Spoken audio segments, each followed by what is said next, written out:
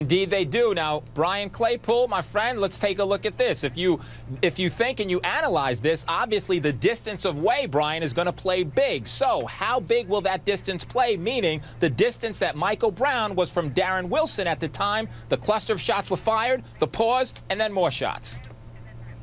Joey, it's crucial. Over the past decade, I've been involved in 10 officer-involved shootings involving death. And in every one of those cases, Joey, one of the first things you have to do is determine the distance that the shooting officer was from the victim at the time the shots are fired to determine whether there's an immediate threat posed to the officer. So you can't jump the gun yet. You need more information here because you could have a situation, Joey, where Wilson shoots 6 times. There's a gap because he might reasonably think that Mike Brown is still charging toward him.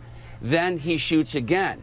Now, if Mike Brown is if Mike Brown's within about 10 feet of Wilson when he shoots, then it's a better argument for Wilson to be shooting. If he's outside what we call this kill zone, which is within that 10 feet parameter, then it's possibly against Wilson, because why is he then continuing to shoot if Mike Brown's not really posing an immediate threat of grave harm? Leader, that Officer Wilson, he's bum rushed. He was shooting in fear for his life. So the big question becomes, what argument is going to carry the day? Brian Claypool, what say you? Hey Joey, let's back up a little bit, too, because Wendy's right.